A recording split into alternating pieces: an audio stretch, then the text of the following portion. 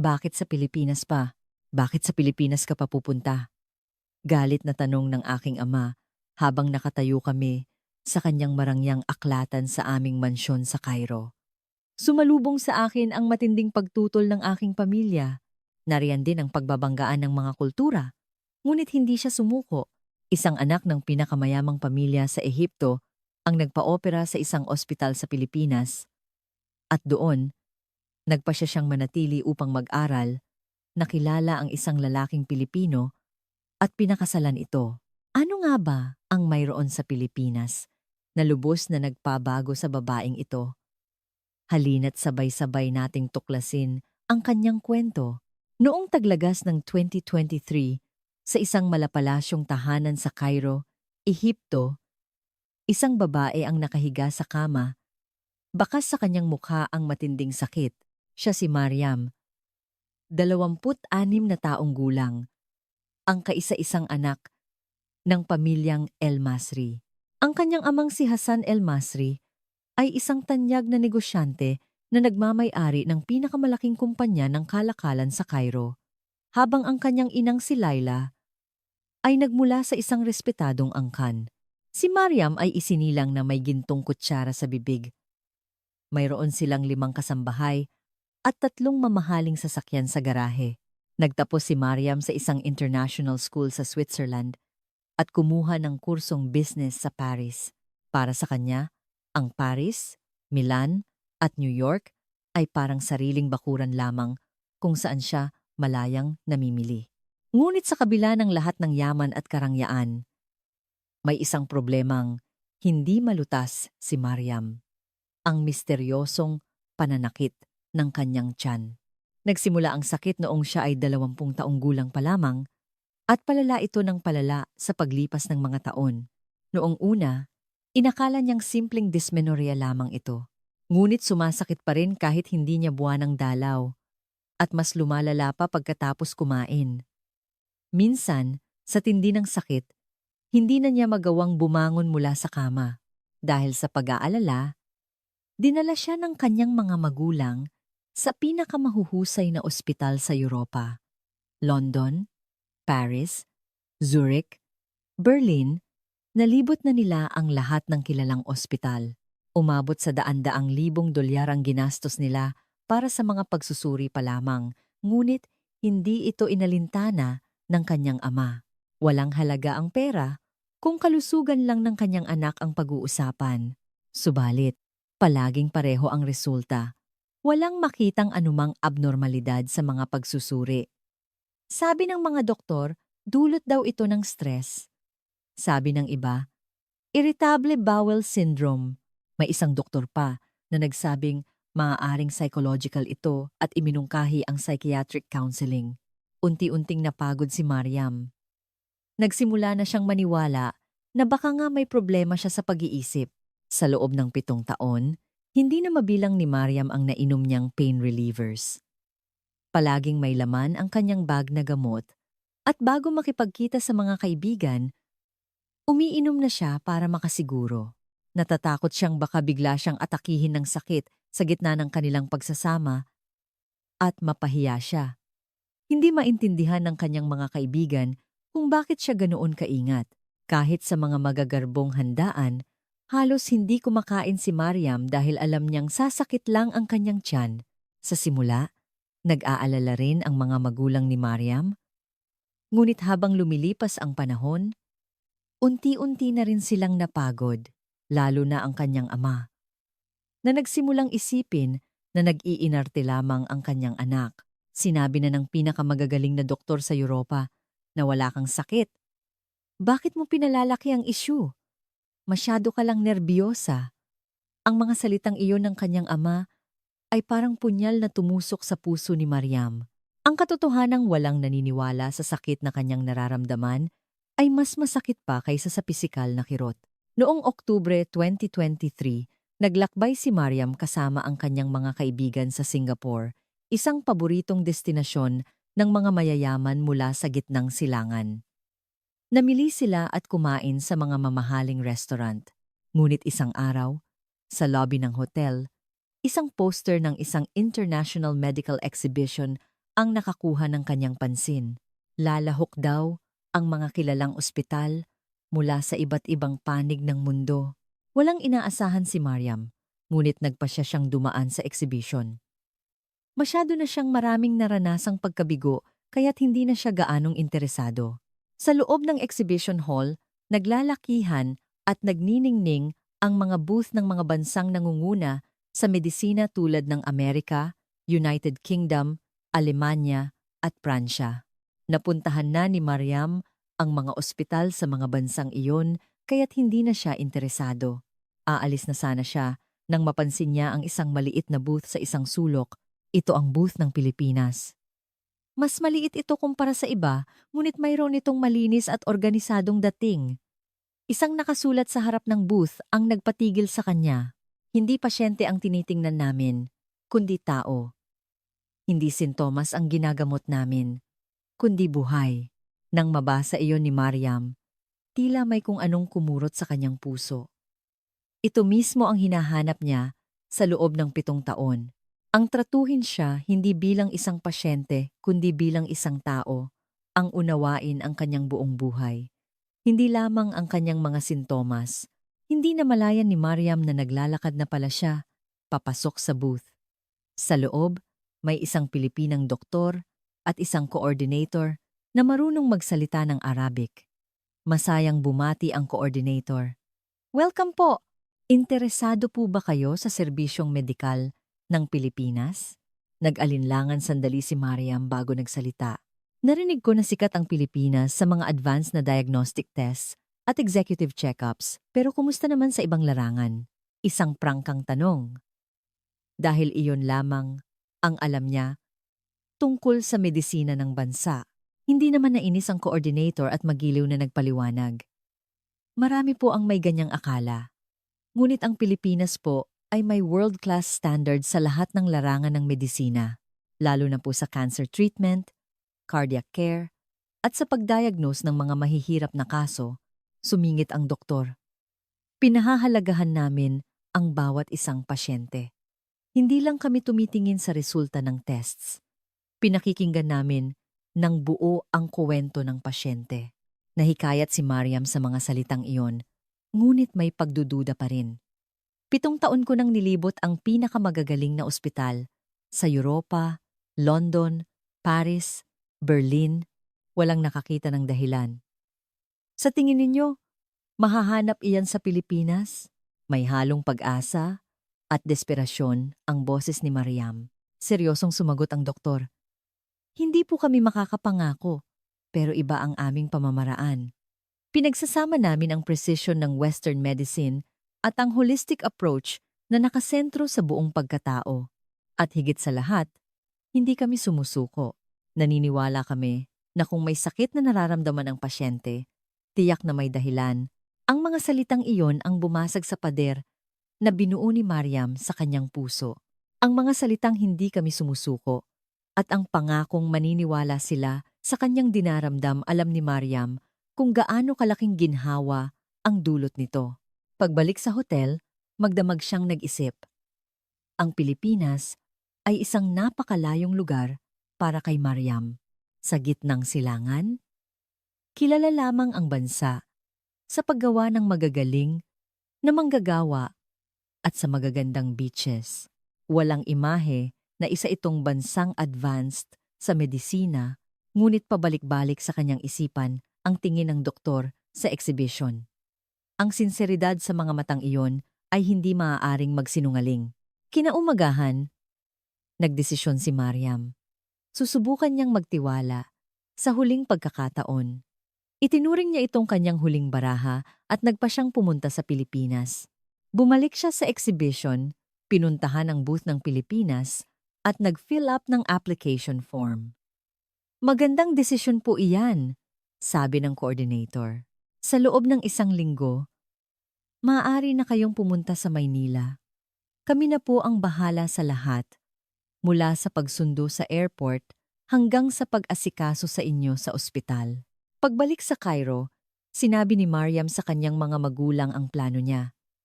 Maingat na pumayag ang kanyang inang si Laila, ngunit sumabog sa galit ang kanyang amang si Hassan. Pilipinas? Nasisiraan ka na ba ng bait? Hindi naman sila kilala sa medisina. Isa lang silang umuunlad na bansa. Ang hindi nakita ng pinakamagagaling na ospital sa Europa. Sa tingin mo mahahanap nila doon? Kalmadong sumagot si Mariam. Itay, bigyan niyo po ako ng isa pang pagkakataon. 7 taon na tayong walang nakikita sa Europa. Ano po bang masama kung susubukan natin ang ibang paraan?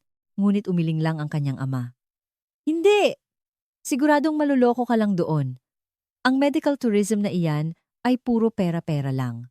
Mang-aakit sila ng mga dayuhan tapos sisingilin ng sobrang mahal. Hindi sumuko si Mariam. Kung ganoon po, sarili kong pera ang gagamitin ko. Hindi po ako hihingi sa inyo. Lalong nagalit ang kanyang ama. Hindi pera ang problema dito. Ang kaligtasan at kalusugan mo ang iniisip ko. Paano kung pumunta ka doon at bigyan ka ng kung anong klaseng gamutan at lalo ka lang lumala? Ngunit buo na ang desisyon ni Mariam. Ito na ang kanyang huling pag-asa. Sa huli, palihim siyang bumili ng tiket papuntang Pilipinas. Sa kanyang ina niya lamang ito ipinaalam. Inay, pakiramdam ko kailangan ko talagang pumunta. Ewan ko po, pero pabalik-balik sa isip ko ang tingin ng doktor na iyon. Iba po ang pakiramdam ko. Hinawakan ng ina ang kamay ng anak. Sige, anak. Ako na ang bahalang kumausap sa iyong ama. Mag-iingat ka. Noong Nobyembre 2023, lumapag si Mariam sa Ninoy Aquino International Airport. Halos 13 oras ang biyahe. Ang airport ay mas malaki at moderno kaysa sa kanyang inaasahan. Namangha siya sa kalinisan at kaayusan. Iba ang pakiramdam kumpara sa mga airport sa Ehipto o Europa. Ang mga staff ay magagalang at sistematiko ang proseso. Sinalubong siya ng coordinator mula sa ospital. Matatas siyang bumati sa wikang Arabic. Welcome, Miss Mariam. Naging maayos po ba ang inyong biyahe? Nakahinga ng maluwag si Mariam. Malaking ginhawa na may nakakausap siya sa sarili niyang wika sa isang banyagang lupain. Habang nasa sasakyan papuntang Bonifacio Global City, patuloy siyang namangha sa mga tanawin. Ang mga tulay na tumatawid sa ilog, ang nagtataasang mga gusali, ang mga maayos na kalsada sa loob ng BGC, at ang pangkalahatang kalinisan. Ang Cairo ay magulo at maingay, ngunit ang Maynila ay iba, komplikado pero organisado, abala pero may kaayusan. Ang Metro Manila po ay isang malaking syudad na may mahigit 10 milyong katao, paliwanag ng coordinator. Pero napaka-advance po ng aming medical system. Sa dami ng ospital, kayang makarating sa emergency room sa loob lamang ng 10 minuto. Dumating sila sa ospital bandang 6 ng gabi. Ngunit buhay na buhay pa rin ito. Puno ng mga pasyente at abala ang mga medical staff. Ang sumalubong kay Mariam ay si Dr. Elena Cruz, isang babaeng doktor na nasa late 30s. May ngiti sa kanyang labi nang salubungin niya si Mariam. Sa tulong ng interpreter, narinig ni Mariam ang unang sinabi ng doktora. Miss Mariam, pagod po kayo sa mahabang biyahe. Magpahinga po muna kayo ngayong gabi. Bukas na po tayo mag-usap ng masinsinan. Hindi natin kailangang magmadali. Gumaan ang loob ni Mariam. Sa mga ospital sa Europa, palagi silang nagmamadali. Kailangan niyang ipaliwanag ang lahat sa loob lamang ng 15 o 20 minuto. Ngunit si Dr.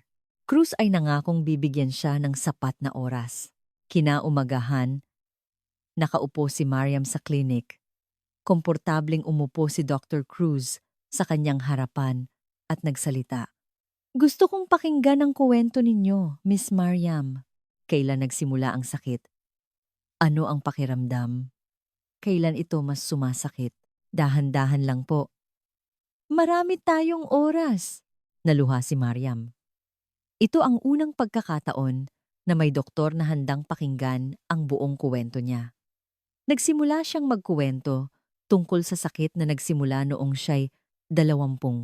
Sa una, balak niyang paikliin lang, ngunit patuloy na nagtanong si Dr.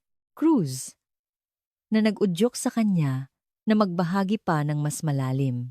Ano po ang naramdaman ninyo noon? Ano po ang sinabi ng mga tao sa paligid ninyo? Anong mga tests ang ginawa sa inyo sa ospital? Ano po ang naramdaman ninyo nang marinig ang resulta? Ang mga tanong ay hindi lamang tungkol sa medisina. Ito ay mga tanong na naglalayong unawain ang kanyang emosyon, buhay, at kapaligiran. Matapos ang halos 2 oras na pag-uusap, sinimulang tingnan ni Dr. Cruz ang dala ni Mariam na mga medical records, isang makapal na folder na naglalaman ng 7 taong resulta ng mga pagsusuri. Masusi itong tiningnan ng doktora, isa-isa, habang may isinusulat paminsan-minsan. Natakot siyang muling marinig ang mga salitang, "Walang makitang problema." Nag-angat ng tingin si Dr. Cruz. "Miss Mariam, marami na po kayong pinagdaanang tests sa Europa. Pero sa nakikita ko, may isang kulang, isang masusing pagsusuri sa inyong reproductive system, lalo na ang tungkol sa inyong matris. Mukhang hindi ito nasuri." Nang husto, nagulat si Mariam. "Endometriosis po? Ano po iyon?" Ipinaliwanag ni Dr. Cruz. Ito po ay isang kondisyon kung saan ang tissue na karaniwang nasa loob ng matris ay tumutubo sa labas nito sa ovaryo, fallopian tubes, o maging sa bituka. Sa bawat buwan ng dalaw, ang tissue na ito ay dumudugo rin na nagdudulot ng pamamaga at matinding sakit sa paligid nito. Eksakto po itong tugma sa inyong mga sintomas. Kumabog ang dibdib ni Mariam. Sa wakas, may pangalan na ang kanyang karamdaman. Nagsimula agad ang mga pagsusuri kinabukasan din. Blood tests, ultrasound, MRI, tumagal ito ng 1 linggo. Pamilyar na si Mariam sa proseso dahil maraming beses na niya itong ginawa sa Europa. Ngunit iba ang pagsusuri sa ospital sa Pilipinas. Mas magalang ang mga technologist at binibigyan siya ng sapat na oras. Ang technologist na gumawa ng kanyang ultrasound ay tumingin mula sa iba't ibang anggulo sa loob ng mahigit 30 minuto. At ilang beses sinabi, "Sandali lang po, i-check ko lang ulit ang parteng ito." Lumabas ang resulta pagkatapos ng 3 araw. Seryoso ang mukha ni Dr. Cruz nang tawagin niya si Mariam. "Miss Mariam, may mga kahina-hinalang nakita sa ultrasound at MRI. May cyst po sa inyong ovaryo at may mga kakaibang marka sa paligid ng inyong bituka. Para makumpirma, kailangan po nating gawin ang laparoscopy." Nanginginig si Mariam. May nakita na nga ba sila? Sa wakas, pagkatapos ng 7 taon, ang laparoscopy ay isang minor surgery. Gagawa ng maliliit na butas sa tiyan, ipapasok ang isang kamera, at direktang titingnan ang loob. Kailangan ng general anesthesia. Itinakda ang petsa at hinintay ito ni Mariam nang may halong kaba at pag-asa. Samantala, sa Cairo, walang tigil sa pagtawag ang kanyang ama. "Umuwi ka na! Huwag kang maniwala sa mga doktor na Pilipino. Pera mo lang ang habol niyan." Ngunit hindi natinag si Mariam. Nakikita niya ang sinseridad sa mga mata ni Dr. Cruz, ang kabaitan ng mga nurse, at ang sistematikong pamamalakad ng ospital. Kumbinsido siyang iba dito. Ito ay isang lugar na tunay na para sa mga pasyente. At higit sa lahat, ito ang unang lugar na sineseryoso ang kanyang sakit. Sa araw ng laparoscopy, nagsuot si Mariam ng hospital gown at pumasok sa operating room. Sinalubong siya ni Dr. Cruz na nakasuot na rin ng surgical attire. "Huwag po kayong mag-alala. Titingnan po namin ng maigi. At kung may kailangang tanggalin, gagawin na po namin agad." Sinimula ng anesthesia at unti-unting nawalan ng malay si Mariam. Nagising siya sa recovery room. Isang nurse ang nakahawak sa kanyang kamay. "Gising na po kayo? Matagumpay po ang operasyon. Darating na po si doktora." Maya-maya pa, pumasok si Dr. Cruz. Kahit malabo pa ang kanyang isip, sinikap ni Mariam na tingnan ang ekspresyon ng doktora. Hinila ni Dr. Cruz ang isang upuan, umupo sa tabi ni Mariam, at mahinang nagsalita. "Miss Mariam, nakita na namin." Sa isang salitang iyon, bumuhos ang luha mula sa mga mata ni Mariam. Nakita niyo po? Nakita niyo na po sa wakas? Pagkatapos ng 7 taon, ang sakit na hindi nakita ng pinakamagagaling na ospital sa Europa ay natagpuan sa Pilipinas. Nagpatuloy sa pagpapaliwanag si Dr. Cruz. Kumpirmadong endometriosis po at malala na po ang kondisyon. May malaking cyst sa inyong obaryo at kalat na ang mga sugat sa loob ng inyong tiyan. Malala rin po ang pagkakadikit-dikit ng mga tissue sa paligid ng inyong bituka. Iyon po ang dahilan kung bakit sobrang sakit ang nararamdaman ninyo pagkatapos kumain. Nanginginig ang boses na nagtanong si Mariam. Kaya po ba, sobrang sakit pagkatapos kong kumain? Tumango si Dr. Cruz. Opo, sa tuwing gumagalaw ang inyong bituka, nahihila ang mga nakadikit na tissue, kaya po sumasakit. Tinanggal na po namin ang mga kaya naming tanggalin kanina. Inalis na namin ang malaking cyst at ang mga kitang-kitang sugat. Mula ngayon, sasabayan natin ito ng hormone therapy. At siguradong bubuti na ang inyong pakiramdam. Humihikbing nagtanong si Mariam. Bakit po hindi ito nakita ng mga ospital sa Europa? Nagbayad kami ng napakalaking halaga para sa mga pagsusuri. Maingat na sumagot si Dr. Cruz. Ang endometriosis po ay madalas na mahirap i-diagnose gamit ang mga karaniwang pagsusuri, lalo na po ang klase na kumalat sa paligid ng bituka. Kailangan talaga itong tingnan ng direkta sa pamamagitan ng laparoscopy. Marahil, hindi nila itinuring na ganoon kaseryoso ang inyong mga sintomas. Nag-aalangang nagtanong si Mariam. Magkano po ang babayaran? Sinabi kasi ng kanyang ama na hindi ito magbabayad. Tiningnan ni Dr. Cruz ang isang papel. Ang kabuuang bayarin po para sa mga pagsusuri at operasyon ay humigit kumulang ay 90,000 pesos. Hindi makapaniwala si Mariam. 600,000 pesos? Iyon ay humigit kumulang 10,000 US dollars. Kung sa Europa niya ito ipinagawa, aabutin ito ng hindi bababa sa 50,000 US dollars. Halos 10% lang ang presyo. Sigurado po kayo? Iyon na po lahat, paniniguro ni Mariam. Ngumiti si Dr. Cruz. Opo, kasama na po dyan ang bayad sa kwarto. Makatwiran po ang presyo ng serbisyong medikal sa Pilipinas. Ang layunin po namin ay pagalingin ang pasyente, hindi ang kumita ng pera. Sa mga salitang iyon, muling napaiyak si Mariam. Ito ang tunay na medisina. Ito ang tunay na doktor. Nang mailipat mula sa recovery room patungo sa kanyang kwarto, sa unang pagkakataon, nakaramdam si Mariam ng kapayapaan. Masakit ang tahi niya, ngunit ang matagal ng sakit na nagpahirap sa kanya ay wala na. Talagang wala na. Hinawakan ni Mariam ang kanyang tiyan. Hindi ito masakit. Hindi siya makapaniwala. Sa unang pagkakataon sa loob ng 7 taon, nakahiga siyang walang nararamdamang sakit. Sa katabing kama, may isang pasyenteng Pilipina, isang babaeng nasa 60s na may kaparehong kondisyon. Dinalaw siya ng kanyang anak at bumati rin kay Mariam. Dayuhan po kayo. Ang layo po ng pinanggalingan ninyo. Tanong nito sa Ingles. Tumango si Mariam. Oo, galing akong Ehipto. Namangha ang anak. Wow! Ehipto? Ang layo nga po. Ganoon po ba kasikat ang ospital namin? Taos-pusong sumagot si Mariam. Hindi lang sikat. Dito nila iniligtas ang buhay ko. Ang sakit na hindi nakita ng pinakamagagaling na ospital sa Europa, dito nila natagpuan. Sumagot ang pasyente sa katabing kama. Para sa amin, ordinaryo lang ang lahat ng ito. Pero sa paningin pala ng dayuhan, espesyal pala kami. Tumango si Mariam. Mukhang hindi po ninyo alam kung gaano kaganda ang inyong medical system.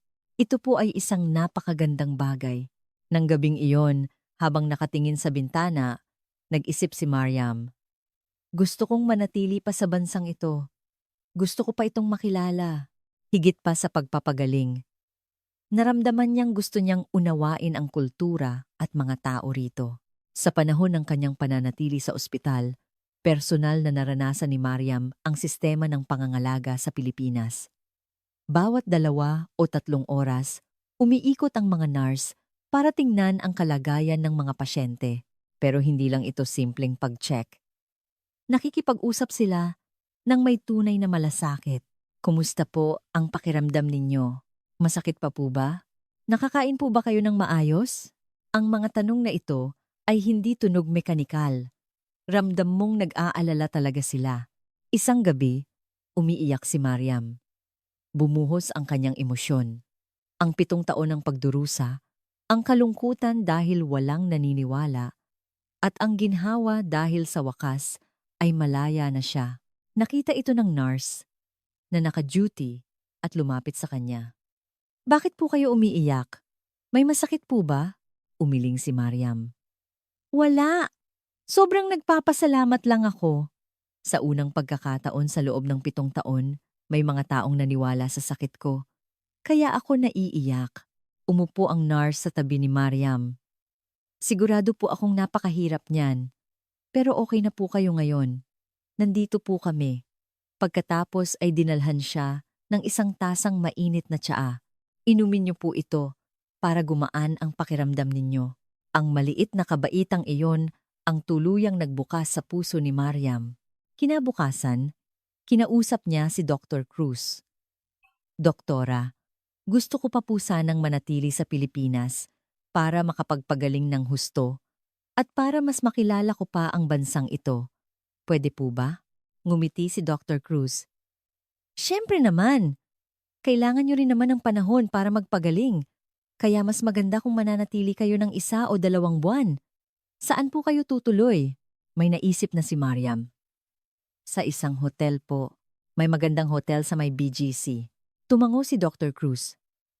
Maganda iyan. Pagkalabas niyo po, kailangan niyo pa ring bumalik dito linggo-linggo para sa check-up. At kung kailangan niyo po ng tulong para masanay sa buhay dito, tawagan niyo lang po kami. Sa araw ng kanyang paglabas, nagpaalam si Mariam sa mga staff ng ospital. Hinatid siya ni Dr. Cruz at ng mga nurse. Miss Mariam, mag-ingat po kayo. Kung may kailangan kayo, tawag lang po. Pinigilan ni Mariam ang kanyang luha. Salamat po sa inyong lahat. Binigyan ninyo ako ng bagong buhay. Hinding-hindi ko po ito makakalimutan. Nang makarating sa kanyang hotel sa BGC, tumingin si Mariam sa bintana. Ang ganda ng tanawin ng siyudad sa gabi. Ang kumikinang na mga ilaw.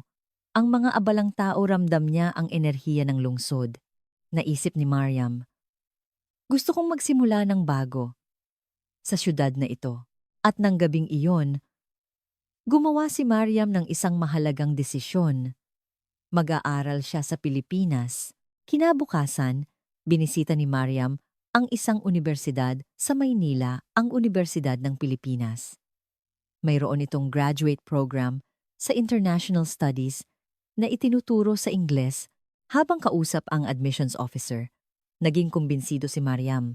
Dito niya gustong mag-aral. Kwalipikado po kayo, sabi ng staff. Ihanda niyo lang po ang mga dokumento at pwede na kayong mag-enroll sa susunod na semestre.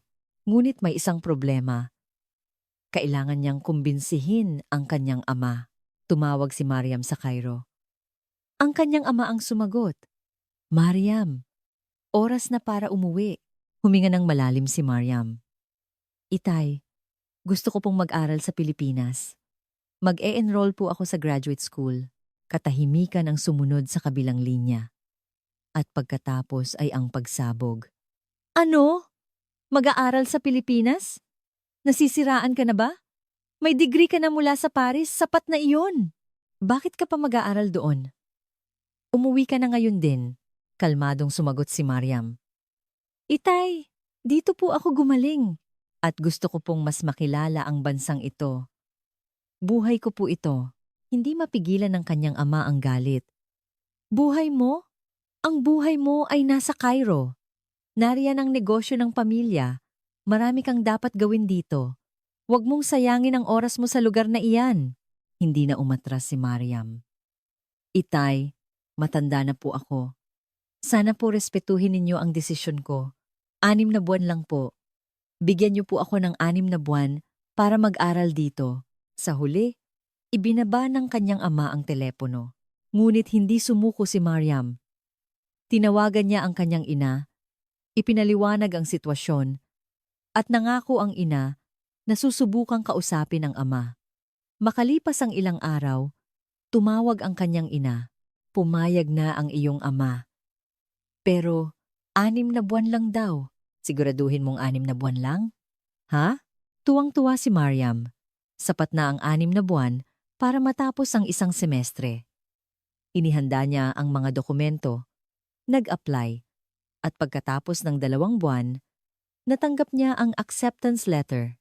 Noong Marso 2024, opisyal nang naging graduate student si Mariam sa Pilipinas. Ang buhay sa campus ay bago para sa kanya. Kasama ang mga estudyante mula sa iba't ibang bansa, naranasan ni Mariam ang isang bagong mundo. Lalo siyang humanga sa dedikasyon ng mga estudyanteng Pilipino, ang kanilang pag-aaral sa library hanggang gabi, at ang kanilang pagsisikap sa mga group projects ay kahanga-hanga. Isang araw, habang nagbabasa sa isang cafe sa loob ng unibersidad, isang lalaki mula sa katabing mesa ang nagsalita. "Excuse me, may nakaupo ba dito?" Nag-angat ng tingin si Mariam at nakita ang isang lalaking Pilipino na mukhang nasa early 30s. "Wala," sagot ni Mariam. Umupo ang lalaki at napansin ang pamagat ng librong binabasa ni Mariam. Middle Eastern History? Interesting topic. International Studies ba ang major mo? Tumango si Mariam. "Oo, graduate student ako." Ngumiti ang lalaki. "Ako nga pala si Anton Reyes. Propesor ako dito. Nagtuturo ako sa Political Science Department." Doon nagsimula ang kanilang kuwento. Si Anton ay kumuha ng kanyang doctorate sa UP at ngayon ay isang associate professor sa universidad. Ang kanyang espesyalisasyon ay Middle Eastern politics, kaya marami silang napag-usapan ni Mariam. Makalipas ang ilang araw, inaya ni Anton si Mariam na magkape. "Gusto ko pa sanang makipag-usap tungkol sa politika sa gitnang silangan. Kung may oras ka, sa isang cafe malapit sa campus." Doon unang nagkaroon ng masinsinang pag-uusap sina Mariam at Anton. Malawak ang kaalaman ni Anton sa modernong kasaysayan ng Ehipto at para kay Mariam, bago ang kanyang mga pananaw. Nakakagulat na ang isang Pilipino ay ganito kalawak ang alam tungkol sa Ehipto. Tumawa si Anton. "Ang aking doctoral dissertation ay tungkol sa democratization movements sa Middle East. Pinag-aralan ko rin ang Arab Spring sa Ehipto." Habang nag-uusap, naramdaman ni Mariam na si Anton ay hindi lamang matalino, kundi tunay na nagsisikap na unawain ang mga tao sa gitnang silangan. Walang bahid ng prejudice at kitang-kita ang kanyang respeto. Nahulog din ang loob ni Anton kay Mariam. Ang kanyang talino, prangkang personalidad, at higit sa lahat, ang kanyang taos-pusong pagmamahal sa Pilipinas ay kaakit-akit. Teka, bakit nga ba sa Pilipinas ka napadpad? Karamihan ng international students sa Amerika o Europa pumupunta. Sa tanong na iyon, ikinuwento ni Mariam ang kanyang pinagdaanan. Ang 7 taong sakit, ang mga maling diagnosis sa Europa, at ang paggaling niya sa Pilipinas. Seryosong nakinig si Anton at hinawakan ang kamay ni Mariam. "Napakabigat ng pinagdaanan mo, pero okay ka na ngayon, di ba?" Tumango si Mariam. "Oo, iniligtas ako ng Pilipinas, kaya gusto kong mas makilala pa ang bansang ito." Ngumiti si Anton. "Para mas makilala mo ang Pilipinas, kailangan mong matutong magtagalog. Gusto mo, turuan kita?" At ganoon nga, naging Filipino language tutor ni Mariam si Anton. 2 o 3 beses sa isang linggo, nagkikita sila para mag-aral. Siyempre, hindi lang sila nag-aaral. Sabay silang kumakain at namamasyal sa iba't ibang lugar sa Maynila. Dinala ni Anton si Mariam sa Intramuros, National Museum at Rizal Park. Ngunit mas naging memorableng ang mga lugar na pinupuntahan ng mga ordinaryong tao. "Ito ang tunay na Pilipinas," sabi ni Anton. "Mas makikita mo ang tunay na buhay ng mga Pilipino sa mga lugar na ito kaysa sa mga magagarbong pasyalan. Tumango si Mariam. Kumain sila ng isaw sa isang kainan sa campus, uminom ng San Miguel beer habang kumakain ng sisig sa isang restaurant sa Makati, at naglakad-lakad sa Ayala Triangle Gardens. Unti-unting niyakap ni Mariam ang kulturang Pilipino. Ang kanilang relasyon ay natural na lumalim. Mula sa pagiging magkaibigan, unti-unting umusbong ang espesyal na damdamin. Isang hapon, habang naglalakad sa sunken garden sa loob ng campus, maingat na nagtanong si Anton. Mariam, pwede ba akong magtanong? Tumango si Mariam. Kahit ano, pwede ba kitang ligawan? Namula ang mukha ni Anton, isang kilos na hindi inaasahan mula sa isang 32 anyos na propesor. Natawa si Mariam. Bakit parang kinakabahan ka? Seryosong sumagot si Anton. Dahil espesyal ka, Mariam. Ikaw ang pinaka-espesyal na taong nakilala ko. Bumilis ang tibok ng puso ni Mariam. Matagal na rin siyang may gusto kay Anton. Ngunit may mga alalahanin. Magkaiba sila ng kultura, relihiyon, at higit sa lahat, siguradong hindi papayag ang kanyang ama. Pero sa sandaling iyon, nagdesisyon si Mariam. Kahit minsan lang, susundin niya ang tibok ng kanyang puso. Oo, pwede, nagliwanag ang mukha ni Anton. Nang gabing iyon, magkahawak kamay silang naglakad sa ilalim ng mga puno ng akasya sa campus. Naisip ni Mariam, ito pala ang pag-ibig. Ganito pala kainit sa puso. Ngunit ang masayang sandali ay hindi nagtagal. Makalipas ang isang buwan, tumawag ang kanyang ina mula sa Cairo. Mariam, nakita ng ama mo ang litrato mo. May kasama kang lalaki. Magkahawak kamay kayo. Kinabahan si Mariam. May kumuha ng litrato at ipinadala sa kanyang ama. Marahil ay isang kakilala nila sa Cairo na nasa Maynila rin. Inay, ako po. Susubukan sanang magpaliwanag ni Mariam. Ngunit naunahan siya ng ina. Pinapauwi ka na ng ama mo. Kung hindi, puputulin niya ang sustento mo. Nag-alala si Mariam. Bagamat may sarili siyang pera, hindi niya inaasahan ang ganitong reaksyon mula sa kanyang ama. Inay, may mahal po akong tao. Mabuti po siyang tao. Bumuntong hininga ang kanyang ina. Alam ko, anak, pero alam mo naman ang pamilya natin. Nakatakda ka nang ikasal sa iba, sa anak ng isang kilalang pamilya sa Cairo. Matagal nang napagkasunduan iyan ng ama mo. Gumuho ang mundo ni Mariam. Mayroon na pala siyang fiancé nang hindi niya nalalaman. Ayoko po. Pakakasalan ko ang taong mahal ko. Matigas ang kanyang boses. Nag-aalalang sumagot ang kanyang ina. Mariam, pag-isipan mo, kung pakakasalan mo ang Pilipinong iyan, paano ka mabubuhay? Hindi ka na makakabalik sa Ehipto at itatakwil ka ng pamilya mo. Iyan ba talaga ang gusto mo? Hindi nakasagot si Mariam. Hindi pa niya napag-isipan ang mga bagay na iyon. Ang pakasalan si Anton, hindi niya pa napag-isipan ng malalim kung ano ang ibig sabihin nito. Pagkababa ng telepono, umiyak si Mariam. Bakit napakahirap? Ang magmahal lang ng isang tao, bakit kailangang maging ganito kakomplikado? Nag-isip siya kung sasabihin ba niya kay Anton. Ngunit alam niyang hindi niya ito maitatago. Kinabukasan, kinausap niya si Anton at ikinuwento ang lahat, ang pagtutol ng kanyang ama, ang arranged marriage.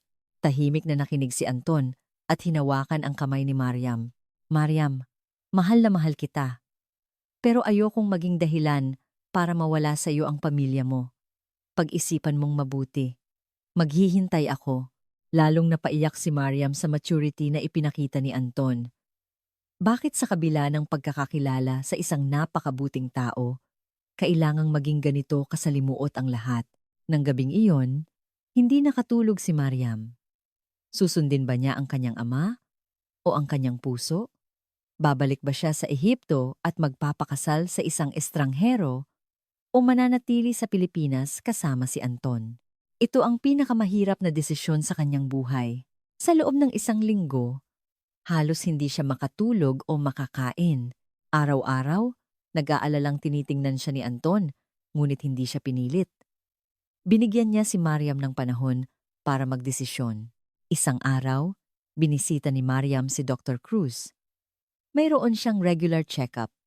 Ngunit ang totoo, gusto niyang humingi ng payo.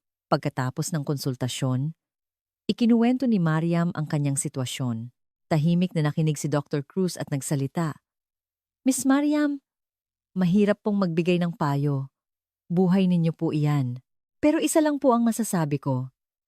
Minsan na ninyong binaliwala ang senyales ng inyong katawan at nahirapan kayo. Ngayon, huwag ninyong baliwalain ang senyales ng inyong puso. Ang mga salitang iyon ang gumising kay Mariam. Tama. Sa loob ng 7 taon, nagpapadala ng senyales ang kanyang katawan, ngunit binalewala ito ng lahat. Ngayon, ang puso niya ang nagpapadala ng senyales. Mahal niya si Anton at gusto niya itong makasama. Babaliwalain ba niya ulit ito? Nagdesisyon si Mariam. Kakausapin niya ng personal ang kanyang ama. Lilipad siya pabalik sa Cairo at haharapin ito. Nang sabihin niya ang plano kay Anton, sinabi nitong sasama siya. Hindi kita hahayaang mag-isa. Sasama ako para formal na magpakilala sa kanila. Sa una, tumutol si Mariam. Siguradong mas magagalit ang kanyang ama kapag nakita si Anton. Ngunit hindi nagpatinag si Anton. Hindi ako pwedeng magtago. Kailangan kong humarap ng maayos at humingi ng basbas nila. Iyon ang tamang gawin. Sa determinasyon ni Anton, pumayag na rin si Mariam. Noong Hunyo 2024, sabay silang lumipad papuntang Cairo. Ang kanyang ina lamang ang sumalubong sa kanila sa airport. Galit ang kanyang ama at hindi sumama. Nagulat ang kanyang ina nang makita si Anton. Ang gwapo naman niya at mukhang magalang. Magalang na bumati si Anton. Magandang araw po. Ako po si Anton Reyes. Mahal na mahal ko po ang inyong anak. Pagdating sa bahay, nasa aklatan ang kanyang ama. Kumatok si Mariam at pumasok. Malamig siyang tiningnan ng ama. Hindi ka nag-iisa, naglakas loob si Mariam. Opo, itay. Gusto ko pong ipakilala sa inyo ang taong mahal ko. Pumasok si Anton at yumuko ng malalim. Magandang araw po. Ako po si Anton Reyes. Sinuri siya ng ama mula ulo hanggang paa. Narinig kong, Profesor ka. Tama ba? Opo. Nagtuturo po ako ng political science. Nakangising sumagot ang ama. Magkano ang sahod ng isang propesor? Ang anak ko ay anak ng pinakamayamang pamilya sa Cairo. Sa tingin mo, kaya mo siyang buhayin? Kalmadong sumagot si Anton. Sa pera po? Hindi ko maibibigay sa kanya ang buhay na kinasanayan niya. Pero kaya ko pong siyang paligayahin sa pamamagitan ng pagmamahal at respeto. Pagmamahal? Humalakhak ang ama. Nakakain ba yan? Harapin mo ang realidad, bata. Sumingit si Mariam. Itay, hindi po pera ang pinipili ko, kundi tao. Noong 7 taon akong nagdurusa, hindi po kayo naniwala sa akin.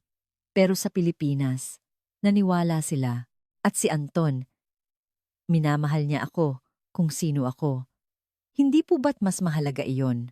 Tumigas ang mukha ng kanyang ama. At ngayon, ako pa ang sinisisi mo? Matapos ang lahat ng perang ginastos ko para mapagamot ka? Umiiyak na sumagot si Mariam. Higit pa po sa pera, tiwala ang kailangan ko. Ang maniwala kayo sa sakit ko. Ang respetuhin ninyo ang desisyon ko. Hindi po ba't iyon ang tunay na pagmamahal? Hindi nakasagot ang kanyang ama. Pagkatapos ng ilang sandali ng katahimikan, malamig siyang nagsalita.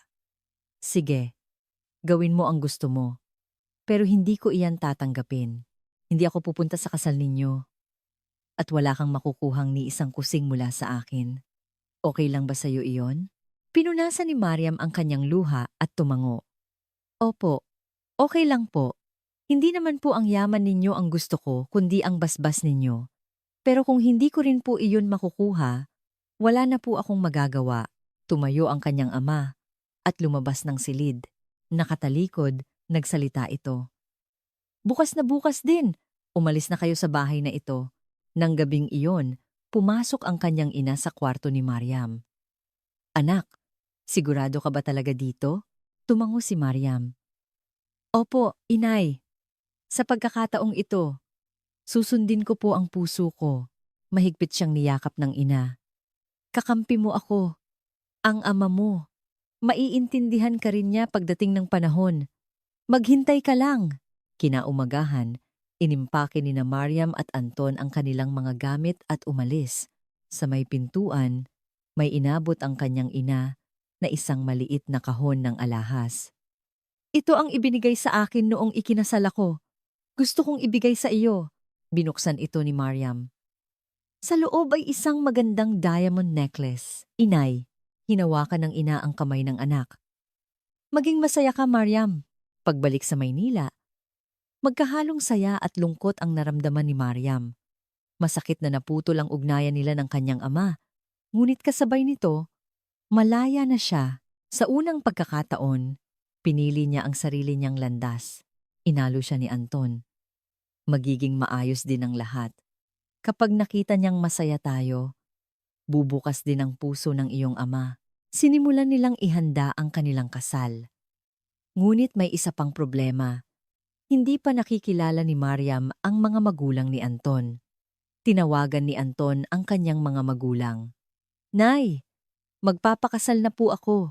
Gusto ko po sana siyang ipakilala sa inyo. Tuwang-tuwa ang ina ni Anton. Talaga anak, sino siya? Gusto ko nang makilala ang magiging manugang ko. Nakatakda silang magkita sa susunod na weekend. Ang mga magulang ni Anton ay nakatira sa Laguna. Ang kanyang ama ay isang retiradong guro sa high school at ang kanyang ina ay isang may bahay, isang simpleng pamilya. Kinabahan si Mariam. Tatanggapin kaya nila ang isang dayuhang manugang? Habang nasa bus papuntang Laguna, mahigpit na hinawakan ni Anton ang kamay ni Mariam. Mababait ang mga magulang ko. Pagdating sa terminal, naghihintay na ang mga magulang ni Anton. Nang makita si Mariam, ngumiti ng malaki ang ina. Naku, ang ganda-ganda mo naman! Kaya pala, may dahilan kung bakit mataas ang standard ng Anton ko. Ang bahay nila ay isang simpleng bungalow. Hindi malaki, ngunit mainit ang pakiramdam. Punong-puno ng pagkain ang mesa na inihanda ng kanyang ina. Narinig kong dayuhan ka raw, kaya hindi ko alam kung ano ang gusto mo. Naghanda na lang ako ng iba't ibang putahe. Pasensya na kung hindi mo magustuhan ha? Naantig si Mariam sa kabaitan ng ina. Habang kumakain, nagtanong ang ama ni Anton. Mariam, paano kayo nagkakilala ng anak namin? Ikinuwento ni Mariam ang lahat mula sa pagkikita sa kafe hanggang sa kanyang sakit at ang dahilan ng kanyang pagpunta sa Pilipinas. Umiiyak na nakinig ang ina ni Anton. Napakabigat pala ng pinagdaanan mo, pero salamat sa Diyos. At gumaling ka sa ospital, dito sa atin. Seryosong nagtanong ang ama. Teka, paano naman ang issue ng relihiyon? Muslim ka, hindi ba? Sinagot ni Mariam ang tanong na pinaghandaan niya. Opo, Muslim po ako. Pero, irerespeto ko po ang relihiyon ni Anton, anuman iyon. Naniniwala po akong kaya naming mamuhay nang may respeto sa paniniwala ng isa't isa. Sumingit si Anton. Wala po akong partikular na relihiyon, pero rerespetuhin ko ang relihiyon ni Mariam. At kung magkakaanak kami, gusto kong matutunan nila ang pareho. Ang pinakamahalaga naman po ay ang pagmamahal at respeto sa isa't isa. Tumango ang ama ni Anton. Tama. Ganyan na ang mundo ngayon. Pag-ibig ang pinakamahalaga. Pagkatapos kumain, hinila ng ina si Mariam papunta sa isang silid. Mariam, sa totoo lang, nag-alala ako noong una, isang dayuhang manugang. Iba ang wika, iba ang kultura, pero ngayong nakilala kita, nakita kong mabuti ang puso mo at mahal na mahal mo ang Anton namin. Sapat na iyon. May kinuha ang ina mula sa isang kahon. Ito, bigay pa sa akin ng nanay ko. Sabi niya, ibigay ko raw sa magiging asawa ng anak ko. Sa iyo ko na ito ibibigay. Sa loob ng kahon ay isang gintong singsing. Simple, ngunit makahulugan. Umiiyak na niyakap ni Mariam ang ina. Salamat po, Nay. Sisikapin ko pong maging mabuting manugang. Hinaplos ng ina ang likod ni Mariam. Ikaw na ang bahala sa Anton ko, ha? Medyo matigas ang ulo niyan, pero mabait ang puso. Bumalik sila sa sala. Sinabi ng ama kay Anton, Anak, mabuting tao si Mariam. Alagaan mo siya. Sa bus pabalik ng Maynila, habang nakatingin sa bintana, naisip ni Mariam. Tinututulan siya ng sarili niyang pamilya, ngunit tinanggap siya ng pamilya ni Anton. Kakaiba ang mundo, ngunit nagpapasalamat siyang kahit sa isang panig, may basbas siyang natanggap. Itinakda ang petsa ng kanilang kasal. Setyembre 2 a 2, Bat sa isang maliit na venue sa Maynila. Hindi ito magiging isang marangyang kasal. Walang darating mula sa pamilya ni Mariam at pamilya at mga kaibigan lang ni Anton ang dadalo. Ngunit hindi ito mahalaga kay Mariam. Ang importante ay kasama niya ang mga taong taus-pusong nagmamahal sa kanila. Isang linggo bago ang kasal, binisita ni Mariam si Dr. Cruz at inabutan ng imbitasyon. Doktora, sana po makapunta kayo. Kung hindi po dahil sa inyo, wala po ako dito ngayon. Ngumiti si Dr. Cruz. Ang ginawa ko lang po ay gamutin ang sakit ninyo. Umiling si Mariam. Hindi po, binago niyo po ang buhay ko. Gabi bago ang kasal, mag-isa si Mariam sa kanyang hotel room. Bukas, magiging asawa na siya ni Anton Reyes. Mula sa pagiging anak ng isang mayamang pamilya sa Cairo, magiging asawa siya ng isang simpleng propesor sa Pilipinas. Nagsisisi ba siya? Hinding-hindi. Ngumiti si Mariam sa salamin. Sigurado siyang tama ang kanyang desisyon. Biglang may kumatok sa pinto. Nang buksan niya, nakatayo roon ang kanyang ina. Nagulat si Mariam at niyakap ang ina. Inay, paano kayo nakarating dito? Umiiyak na sumagot ang ina. Hindi pwedeng hindi ako pupunta sa kasal ng anak ko. Lihim akong umalis. Hindi alam ng ama mo. Binuksan ng ina ang isang malaking bag. Sa loob ay ang tradisyonal na bestida na isinuot ng lola ni Mariam, isang napakagandang damit mula sa Ehipto. Isuot mo ito sa kasal mo para hindi mo makalimutan ang iyong pinagmulan. Humihikbing niyakap ni Mariam ang kanyang ina. Salamat po. Inay, Setyembre 15, 2024, araw ng kasal ni Mariam. Maliit lang ang venue, ngunit puno ng init at pagmamahal. Unti-unting dumating ang mga bisita. Ngunit ang pinakamalaking sorpresa ay nangyari bago magsimula ang seremonya. Bumukas ang pinto ng venue. At pumasok ang isang lalaki, ang ama ni Mariam, si Hassan. Hindi makapaniwalang tiningnan ni Mariam ang kanyang ama. Seryoso ang mukha nito. Hindi pwedeng hindi pupunta ang isang ama sa kasal ng kanyang anak. Ngumiti ang ina sa tabi ng ama. Pinalabas na kinumbinsi niya ang asawa kagabi. Hahayaan mo bang habang buhay kang kamuhian ng ating anak? Puntahan mo siya at bigyan ng basbas. Iyan ang papel ng isang magulang. Matapos ang buong gabing pag-uusap, pumayag din ang ama. Lumapit si Hassan kay Anton. Kinakabahang yumuko si Anton. Magandang araw po.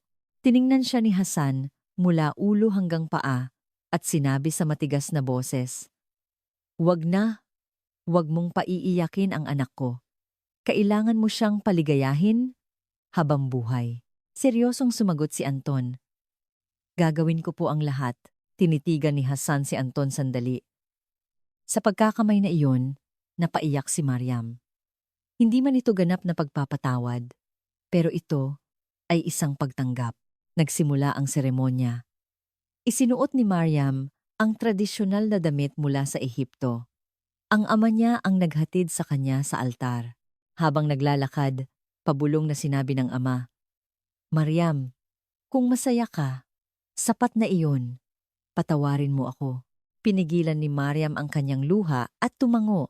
Salamat itay. Pagdating sa harap ni Anton, ipinatong ng ama ang kamay ni Mariam sa kamay ni Anton. Yumuko ng malalim si Anton. Salamat po. Paliligayahin ko po siya habang buhay. Habang nagpapatuloy ang seremonya, walang tigil sa pag-iyak si Mariam. Mga luha ng kaligayahan. Sa reception, pumila ang mga bisita para batiin sila. Lumapit si Dr. Cruz at niyakap si Mariam. Congratulations! Ang ganda-ganda mo! Salamat po sa inyo, Doktora. Dahil po pinagaling ninyo ako, nakarating ako dito. Ngumiti si Dr. Cruz. Ako lang po ang nagpagaling sa katawan ninyo. Kayo po ang nagbago ng buhay ninyo. Bumati rin ang mga nurse. Noong nasa ospital po kayo, grabe ang iyak ninyo. Ngayon, makita po namin kayong ganito kasaya. Nakakataba po ng puso. Hinawakan ni Mariam ang kamay ng bawat isa. Trinato ninyo po ako bilang tao, hindi bilang pasyente. Mas malaking gamot po iyon para sa akin. Nang matapos ang reception, ang naiwan na lang ay ang dalawang pamilya. Magkakaharap silang umupo. Magkaiba ng kultura, magkaiba ng wika, ngunit pareho ang pagmamahal sa kanilang mga anak. Unang nagsalita ang ina ni Anton. Kayo na po ang bahala sa Anton namin. Napakabuti po ng inyong anak. Nang maisali ng mga salita, sumagot ang ina ni Mariam. Si Anton din ay isang mabuting lalaki. Panatag na po ako na magiging masaya ang aming anak. Nagkamayan ang dalawang ina. Maging si Hasan ay nagsalita na rin. Anton, tutol ako noon dahil nag-aalala lang ako sa anak ko. Pero ngayong nakita kita, alam kong mapagkakatiwalaan ka. Alagaan mo ang anak ko. Yumuko ng malalim si Anton. Salamat po. Paliligayahin ko po si Mariam habang buhay. Pagkatapos ng kasal, nagsimula ang bagong buhay ni na Mariam at Anton sa isang maliit na kondo sa Maynila. Napakaliit nito kumpara sa bahay ni Mariam, ngunit masaya siya. Ito ay isang espasyong puno ng pagmamahal. Nagpatuloy si Mariam sa kanyang pag-aaral at si Anton sa kanyang pagtuturo. Simple ang kanilang buhay, ngunit para kay Mariam, ang simpleng buhay na ito ay isang milagro, ang mabuhay ng walang sakit. Kasama ang taong mahal niya lahat ay isang biyaya. Isang araw, nakatanggap ng tawag si Mariam mula sa isang NGO para sa mga kababaihan sa gitnang silangan. Narinig po namin ang kwento ninyo. Interesado po ba kayong sumali sa isang proyekto para sa karapatang pangkalusugan ng mga kababaihan sa gitnang silangan? Agad siyang pumayag. Ito ay isang pagkakataon para ibahagi ang biyayang natanggap niya. Ipinapakilala ng proyekto ang serbisyong medikal ng Pilipinas sa mga kababaihan doon. Gumawa si Mariam ng isang video na naglalaman ng kanyang karanasan. Ang video, na nasa wikang Arabic, ay naging viral sa buong gitnang silangan. Maraming babae ang kumontak sa kanya. Mayroon din akong kaparehong sintomas. Ano ang dapat kong gawin? Sa tulong ni Dr. Cruz, bumuo si Mariam ng isang medical consultation program. Online ang konsultasyon at kung kinakailangan, tinutulungan nilang makapunta sa Pilipinas. Maraming babae ang natulungan ng programang ito. Noong simula ng 2025, isang magandang balita ang dumating. Buntis si Mariam pagkatapos ng operasyon sa endometriosis. Mahirap magbuntis, pero maganda ang naging recovery ninyo. Congratulations, sabi ng doktor. Umiiyak na tinawagan ni Mariam si Anton. Mahal, magkaka-baby na tayo. Nasa kalagitnaan ng klase si Anton, ngunit napasigaw siya sa tuwa. Nagtaka ang mga estudyante at natatawang sinabi ni Anton, magiging tatay na yata ako. Nagpalakpakan ng buong klase. Natuwa ang parehong pamilya sa balita. Tumawag si Hasan mula sa Cairo. Mariam, congratulations! Hindi ako makapaniwalang magiging lolo na ako. Lumambot na ang boses ng kanyang ama. Noong Setyembre 2025, isinilang ni Mariam ang isang malusog na batang lalaki. Kamukha niya ang kanyang ama, may itim na buhok at bilugang mga mata. Pinangalanan nila siyang Karim Reyes. Ang Karim ay Arabic para sa mapagbigay at ang Reyes ay mula sa kanyang ama. Isang pangalang naglalaman ng dalawang kultura.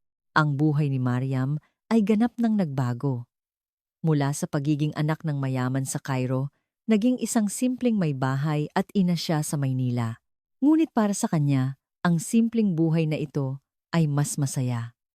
Isang mapagmahal na asawa, isang malusog na anak, at mga araw na walang sakit. Ito ang buhay na pinangarap ni Mariam. Nagtapos si Mariam sa graduate school at nagsimulang magtrabaho sa isang cultural exchange organization na nag-uugnay sa gitnang silangan at Pilipinas, lalo na sa pagtulong sa mga kababaihang nangangailangan ng tulong medikal. Isang araw, isang Arab broadcast station ang nag-alok na gumawa ng isang dokumentaryo tungkol sa kanyang buhay. Isang babaeng Ehipsyana na nakahanap ng bagong buhay sa Pilipinas. Pumayag si Mariam sa pag-asang makakatulong ang kanyang kuwento sa mas marami pang tao. Sa interview, tapat na nagsalita si Mariam. 7 taon akong nagdusa. Marami kaming pera, nalibot namin ang pinakamagagaling na ospital, pero walang nakakita ng sakit ko. Pero iba ang Pilipinas. Dito, tinitingnan nila ang tao, hindi ang pasyente. Iyon ang pinakamalaking pagkakaiba. At dito, natagpuan ko rin ang pag-ibig. Ang aking asawang si Anton ay laging nasa tabi ko noong mga panahong nahihirapan ako. Natutunan kong hindi kailangan maging mayaman o magkapareho ng kultura para maging masaya, basta't tunay na nagmamahalan. Naging isang malaking hit ang dokumentaryo. Dumami ang interes sa Pilipinas sa buong gitnang silangan. Noong 2026, hinirang si Mariam ng gobyerno ng Pilipinas bilang isang medical tourism ambassador.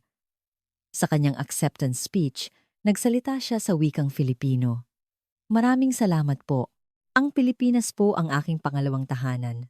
Patuloy po akong magsisikap na maging tulay sa pagitan ng Pilipinas at ng gitnang silangan.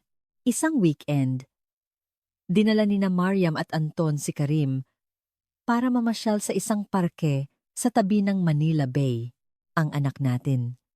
Sabi ni Anton habang karga si Karim, makukuha niya ang pinakamagagandang katangian ng dalawang kultura, ang kasaysayan at dangal ng Ehipto at ang kasipagan at pagkamalikhain ng Pilipinas.